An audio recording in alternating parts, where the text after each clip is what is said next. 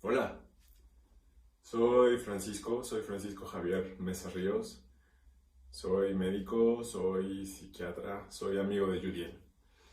Y bueno, tuve el honor de ser invitado a ser ponente en una conferencia que se llama Disruptividad, la manera de poder ajustar tu forma de pensar en tiempos de caos.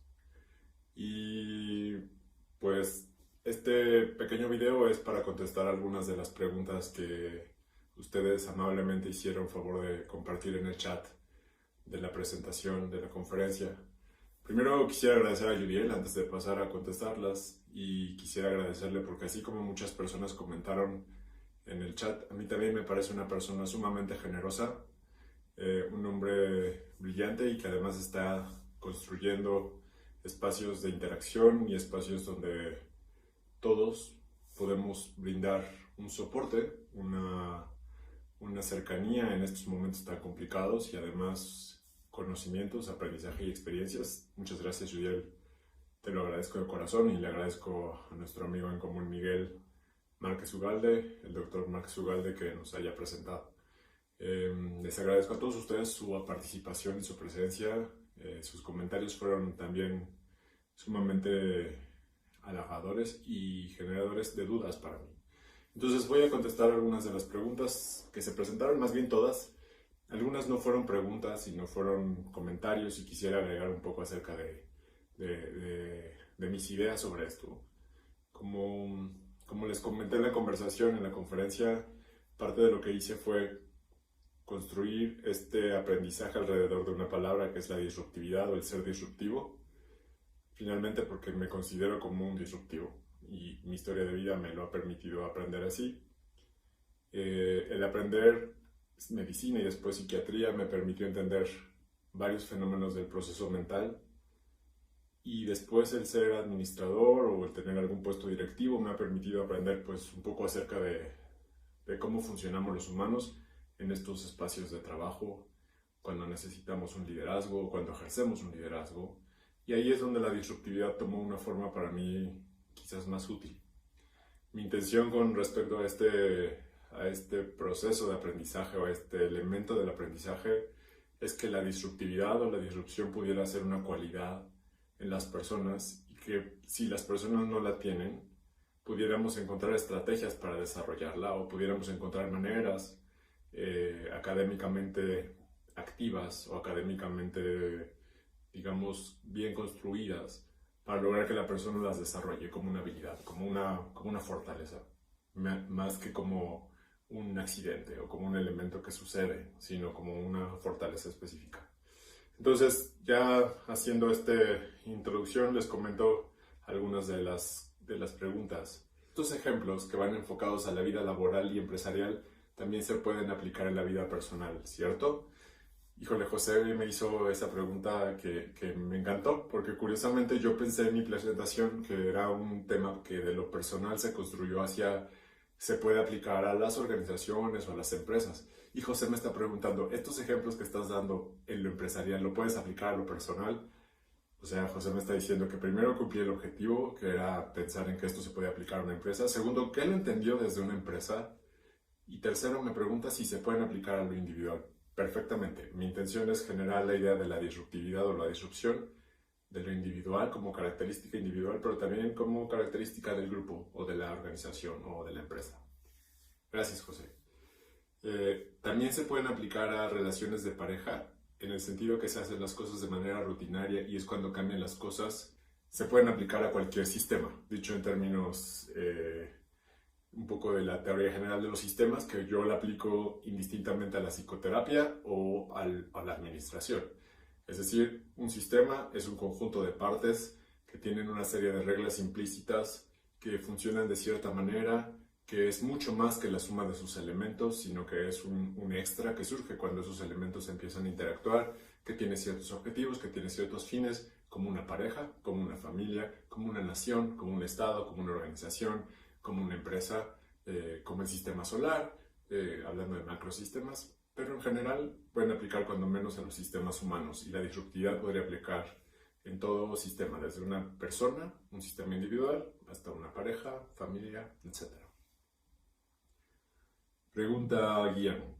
Para mantener la identidad entonces tendrías que acercarte con tus amigos. Les comentaba yo que me parece que hay dos elementos centrales para ser disruptivo.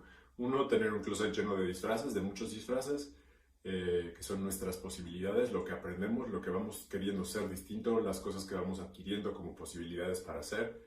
Y dos, nuestra esencia, es decir, nuestra identidad a la cual tenemos que ser muy leales. Nuestra identidad tiene muchas partes, seguramente tiene partes positivas y partes negativas.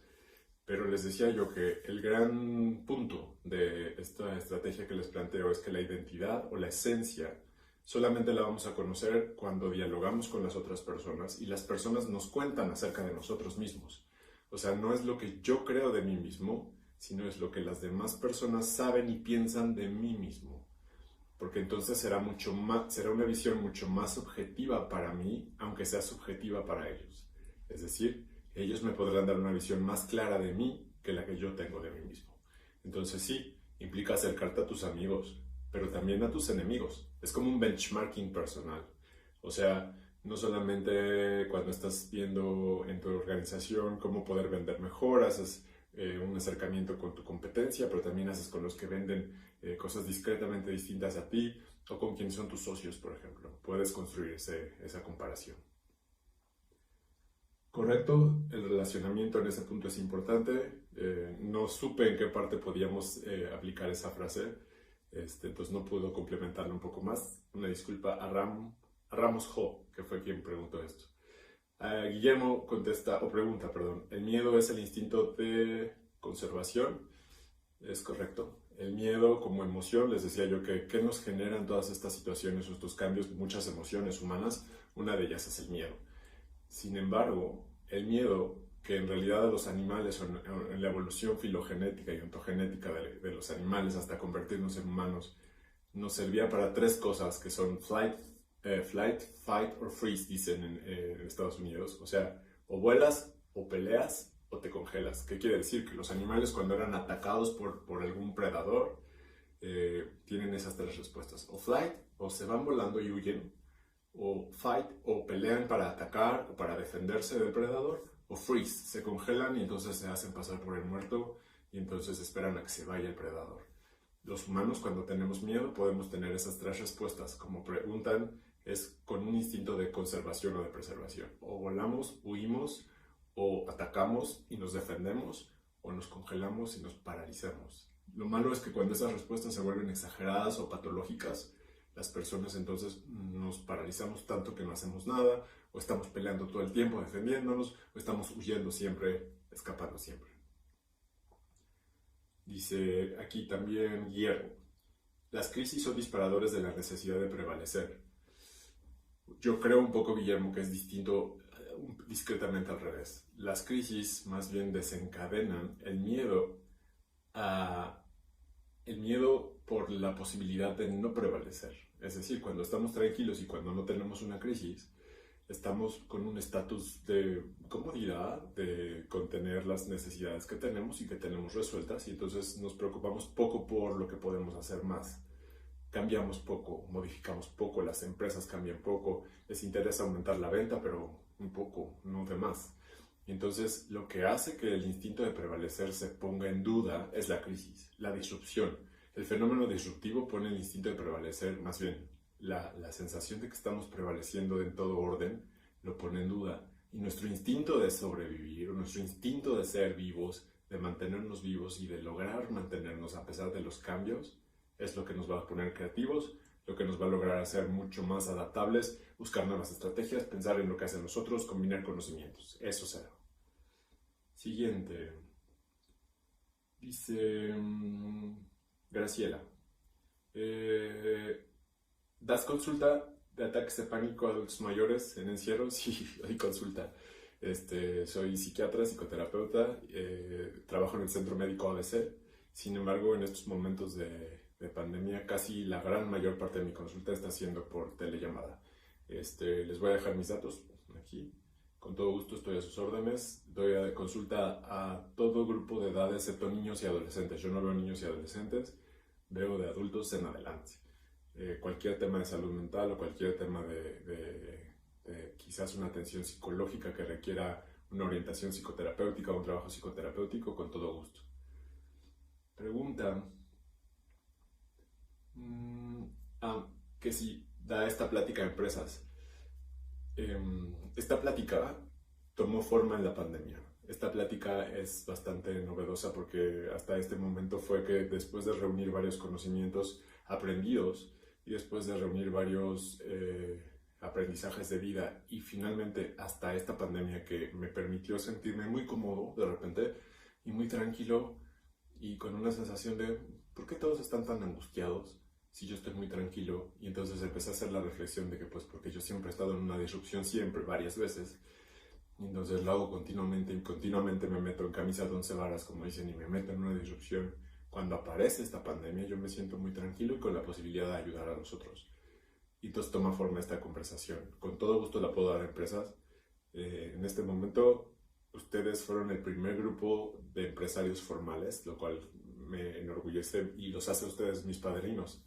Pero ya le había dado con otros grupos de personas o de personas que estaban interesadas en oírlas sin necesariamente todos formaran parte de algún proceso o alguna organización empresarial. Entonces, bienvenida, con todo gusto. Penúltima pregunta. ¿Por qué la mente humana tiende a ser disruptiva en la tecnología y no en los procesos? Más bien, la tecnología es fácilmente disruptiva, es decir, la tecnología fácilmente puede encontrar las novedades o los trends, los tópicos que vienen en el futuro y se pueden mover porque además los investigadores en tecnología son muy hábiles para estarse moviendo hacia el futuro y no están pensando solamente en lo que necesita el cliente. ¿Se acuerdan lo que decía Christensen de por qué las empresas son tan poco disruptivas?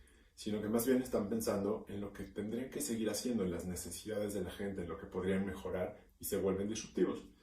Pero la mente humana no es que prefiera a la tecnología para ser disruptiva, sino que la mente humana habitualmente tiende a mantener la estabilidad, tiende a mantener la comodidad, tiende a mantener el control y la necesidad de seguridad. Cuando eso está, nos cuesta trabajo ser disruptivos. Y ahora sí, última pregunta. ¿A todos nos queda ser disruptivos? No supe cómo interpretarla. Si a todos nos queda en términos de ¿nos queda bien ser disruptivos? Es decir, ¿nos vemos bien siendo disruptivos? Como ocupando esa frase, yo diría sí. Todos nos queda bien ser disruptivos y sería una buena estrategia o una buena fortaleza que tuviéramos. Pero hay otra posibilidad de entender esa pregunta. ¿A todos nos queda ser disruptivos? O sea, ¿ese es nuestro futuro? ¿Eso es lo único que nos queda? Si juego con esa pregunta, yo diría que sí. Les decía, como médico pienso que estas situaciones van a seguir pasando, se van a seguir presentando, van a seguir habiendo epidemias, va a seguir habiendo necesidades de salud de la población que nos hagan cambiar todo de repente. Yo sugeriría que nos acostumbremos a ser disruptivos, porque eso es lo que nos queda para poder sobrevivir, para poder mantenernos tranquilos y para poder ser felices y plenos. Muchas gracias a todos y espero verlos muy pronto. Bye.